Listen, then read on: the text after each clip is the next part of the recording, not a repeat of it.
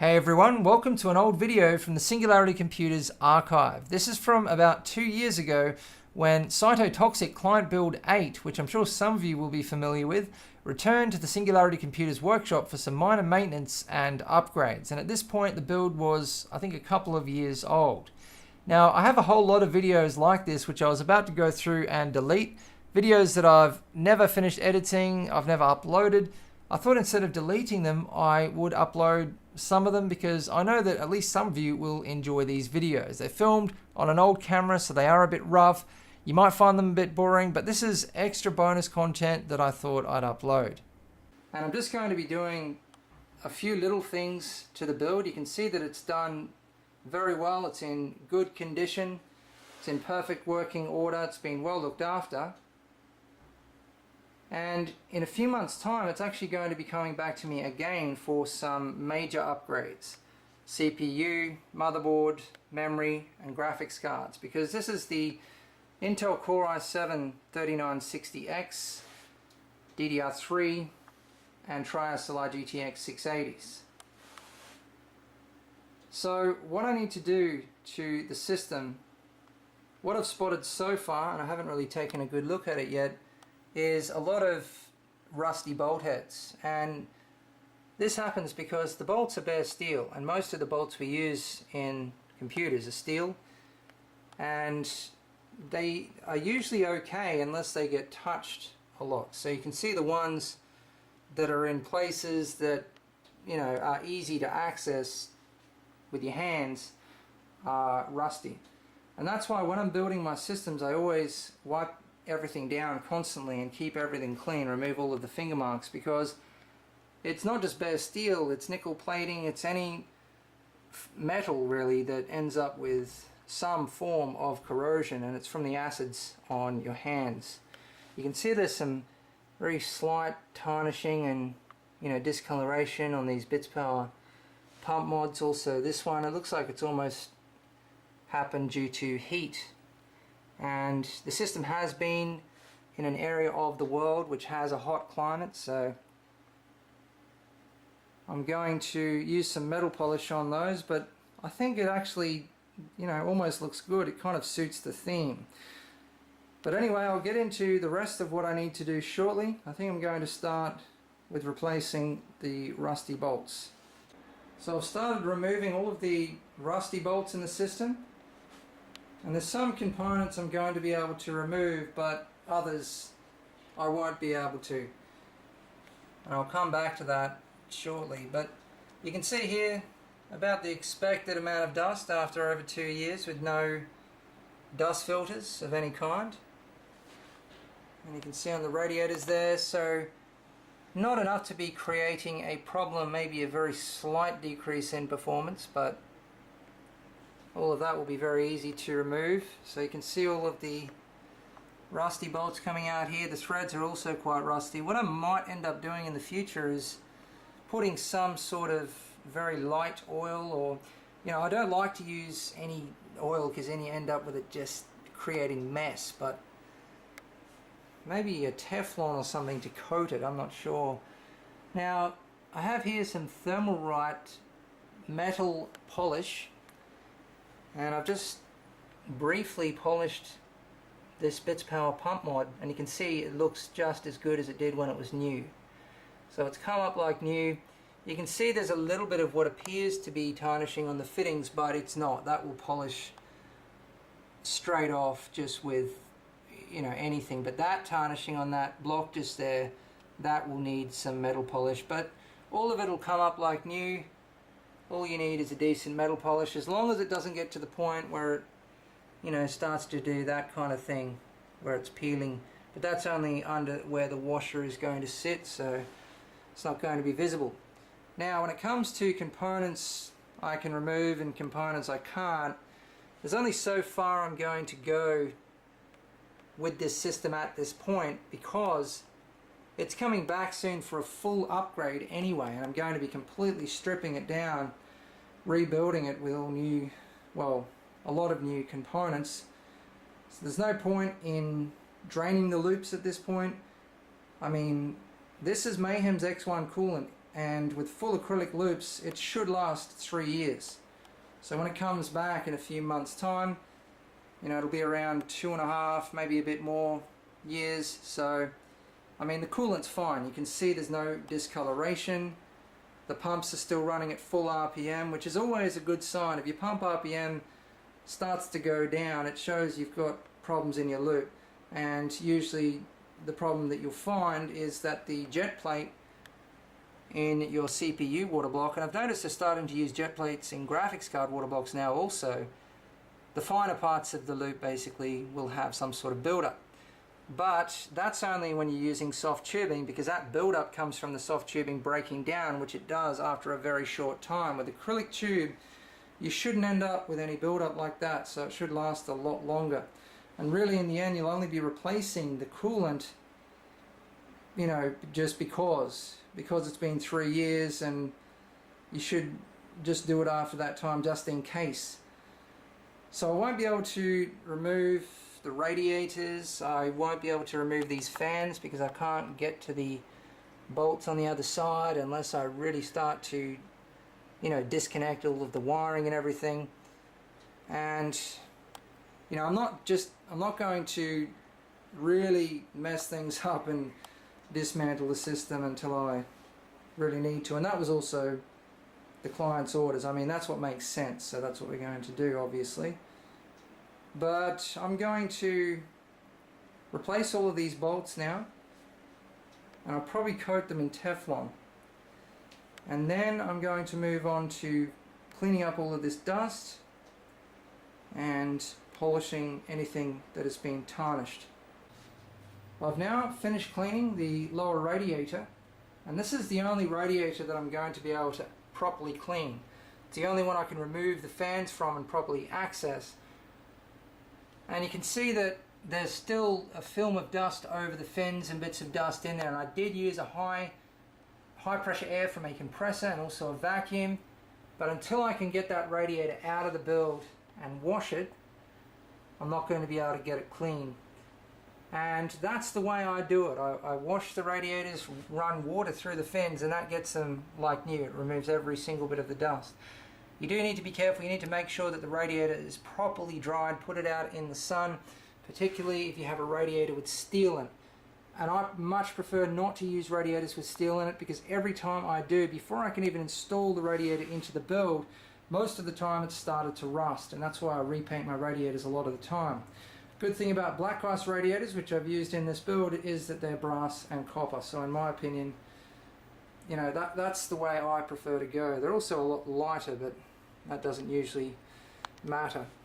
I've also now gone right through the build, even in these difficult spots, and polished all of the fittings. And I was able to just do that with a weak alcohol, which is normally what I use for polishing everything. And they've come up just like new. Bitspower fittings always do, no matter how long I use Bitspower fittings for in a build.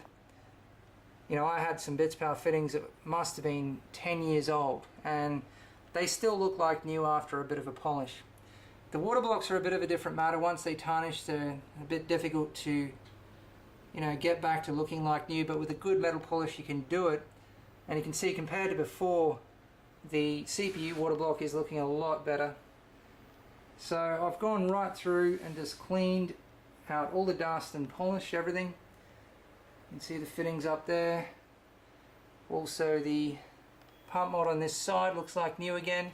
I've finished cleaning all of these fans, so they're ready to go back onto the lower radiator. I've also removed all of the old lighting. So I had a blue Bitfinex Alchemy 30cm LED strip at the back of the build, just in there behind the reservoir, lighting that up. And I had these two Lamptron UV LED strips up on this side, lighting up this reservoir. So one of them was actually stuck up to the top panel, and the other one was just inside there.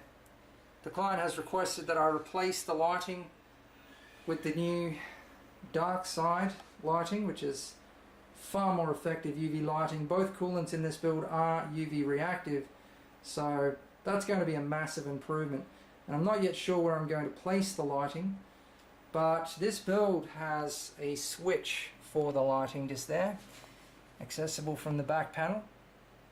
So that's a 22mm blue ring vandal switch from ModSmart, and there's a connection for lighting up in there, so I can, you know, run an LED strip in behind this res, and there's two connections for lighting just up in there. You can just see the connections there. There's actually three there, so I can use all of those, and that way the lighting will still be, you know, there'll still be the capability of being able to switch it on and off, which is something that was important for this build. You know, often I like to connect them to the motherboard directly to reduce wiring mess. So you can see that I've replaced all of the rusty bolts now with new bolts, and everything is nice and clean. And you might just be able to see the coating that I've put on all of the bolts to protect them from rust. And it's actually a Teflon coating. It should permanently protect them. Most of the time people would use a light oil to protect steel that, you know, will potentially go rusty, bare steel. But I prefer not to use oil because it just attracts dust and creates a mess. So that's the good thing about Teflon. It doesn't attract dust. It's not sticky like that. I'm now about to install the new lighting. So as I mentioned, I'm going to be installing dark side lighting, and these are 30cm UV LED strips. Now, dark side lighting comes in a whole bunch of different colors, you know, the usual colors. The UV lighting is absolutely the best I have ever seen. It creates the best UV effect I've seen in all my years of system building. So that's one good thing about this lighting, the colors, the brightness, but also the quality of the LED strips. They're rigid. They're actually a rigid PCB, and I much prefer that because they sit in position better. You know, the LED strips that are not rigid, they just flop around, fall out of position, the adhesives don't work very well. So you can see the quality of the PCB. Also very high quality sleeving, properly done. You can see the heat shrink has been done by somebody who actually knows what they're doing when it comes to custom wiring. Very neat.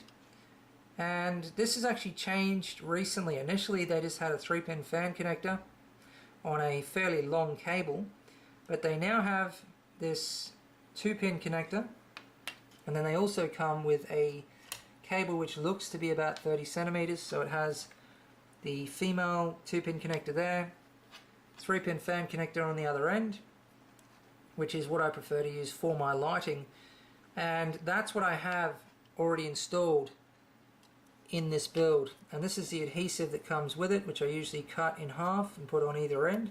It's a 3M adhesive, so it's very high quality.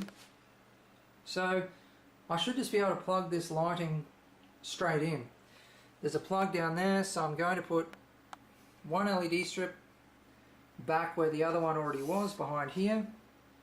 I'm going to put another one all the way across the top here, and another one all the way down that side. And there's 3 connections up here, so that will be plenty. I might try to sneak a 4th LED strip in there, but we'll just see how we go. There has been a slight problem with the RAID array, possibly just some sort of corruption from a hard shutdown or something, and I'm going to be upgrading the system and adding a Samsung 512 gig 850 Pro SSD. Now the original OS is backed up on that drive from when the RAID array had whatever problem it had, which I'm going to figure out shortly. Now those files will no doubt be corrupt because it was RAID 0. You can't back up RAID 0 on a single hard drive, so we'll see how we go with all of that. Should be interesting. Anyway, I'm going to get this lighting installed, and I'm really looking forward to booting the system to see how much of an improvement it's going to be over the original lighting.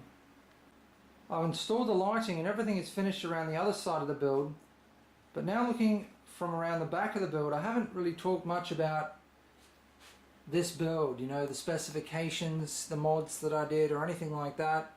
because you can just go check out the build log for all of that. But I just wanted to briefly mention some of the mods. Looking from around the back of the build, you can more easily see the internal mods that I did to the case. And because I removed the two 180mm fans and also the ducts that run right through this case, through the side panels even, both side panels have the ducts running through them, it meant that these here had nothing to rest on, and these are absolutely critical for the structural integrity of the case and also for the motherboard tray to slide into, because the motherboard tray in this case is removable. This is one of my favorite cases. I absolutely love the design of this case. It's completely unconventional. It's really different from a lot of the other stuff that's out there. And not only that, it's all aluminium, it's all bolted together, beautiful materials, great paint job, the quality is excellent. This case is worth every cent in my opinion. So you can see that I bolted these sections onto another panel there. So that's a custom panel. And this here is also a custom panel. So they had multiple purposes. It was to, reconnect the case from the parts that I had removed and maintain the structure of the case, and also to clean things up, to block view from around the front. All you can see is those nice black panels instead of seeing cables running everywhere and holes everywhere. But I left a little gap just there to run those cables through. You can see in this case you can actually mount three 2.5 inch, one there, there and there. And what I'm doing back here, I'm actually going to remove these two. It's going to be a bit of an upgrade. Two OCZ Vertex 4s. I think these are 256 gig each. And I'll be upgrading to a single Samsung 850 Pro 512 gig SSD, because there was a small problem with the RAID array. Could have been a faulty SSD, maybe some sort of file corruption, so that needs to be sorted out. I'll probably end up just reinstalling a new OS, but anyway, you've had a good look around the back of the build. You can see the mods that were done back here. I could have put another radiator there quite easily, but there's already so much radiator capacity in this build, there was really no point. There's a 480, there's the 360 just there in the front, there's another 360 across the bottom. So I've cleaned up around the back of the build now. There was just a little bit of dust back here, not too bad, mainly considering there has been no dust filters at all on this build so far. And I've removed the two Vertex 4s and installed the 850 Pro. I've just left the wiring there for future upgrades for the other SSD. Now, I've found that dust filters really don't make much of a difference because dust just gets in anyway. And I could see that with this build. The dust buildup was about the same as I'm used to when using dust filters. Cytotoxic is now up and running. It turns out I couldn't restore the old operating system. There was just too much file corruption. Originally what happened was the operating system was installed on the OCZ Vertex 4 RAID 0 configuration. And one day the system just wouldn't boot. So the client assumed there was some kind of a problem, hardware problem, potentially one of the SSDs, but I've tested everything thoroughly. There is definitely no hardware problems at all. So my diagnosis is that the original crash was just file corruption from any number of things. I mean, power brownouts, hard shutdowns, there's a lot of things that can cause file corruption on a RAID array. Particularly with RAID 0, any kind of a problem means that the whole thing goes down. I just decided to install a new operating system, so I've finished doing that. Everything is up to date, all of the drivers. I've done all of the usual tweaks I do to my systems before I ship them to my clients. I've just turned off the lights so that you can properly see the coolant. I added a lot more UV dye to the coolant because UV coolants always fade quite quickly, and really you need to have some UV dye available so that you can keep adding it to the loops whenever they fade. possibly even once a week, just a few drops, just to keep that really nice UV effect active, because that was really important for the theme of this build. But in that loop is Mayhem's X1 UV blue, and this loop is Mayhem's X1 clear UV blue, and you can see a slight difference between them, but due to the amount of dye, UV dye I added, you can hardly see the difference. But anyway, where the lighting is installed, it's all dark side UV lighting. You can see there's an LED strip all the way down there. I've also installed one across the top there, and there's one down the back here. So as you would have heard, the client was planning some major upgrades a few months after this, but that didn't end up happening. Hopefully it will happen sometime in the future, because I'd love to get this build back into the workshop. You know, I was really happy with this build when I did it. I seriously enjoyed this build, and really this build I think was one of the highlights on my channel, because I've heard so many people say it over and over again that this is still their favorite build. And you know, it was at a time when my channel was growing very rapidly, and you know, I have really good memories from this build, but there's still a lot of things I would like to do to it to bring it up to date, and also things that I didn't get absolutely perfect. You know, for example, I'd like to have 16mm acrylic tube right through for a start. I'd like to have acrylic tube between the graphics cards instead of the EK bridge. You know, EK nickel plexi CSQ clean water blocks. I might even be able to install SingularityComputers water blocks into this build, you know, by the time it comes back to me. And the main thing I'd like to do to really finish off the case mods nicely is, instead of working with the existing case mods, you know, you have to understand, back in these days, I didn't have the tools that I have now, and I certainly didn't have the connections that I have now. So I was working with basic tools, and the only choice I had was to work with the existing side panels. But now I would certainly build new side panels from the ground up, exactly how I want them. I'd use tempered glass, I'd use different mesh. So, you know, I'd certainly love to have this build back in the workshop. You can see in the background is client build 16 typewriter. So that gives you an idea of when I actually did the maintenance and upgrades to this system, when this video was. But anyway, that sums up this video. Remember, if you enjoy our content, it makes a big difference. It's important if you like and subscribe, and also check the video description for other ways that you can help to grow the channel. Thanks for watching.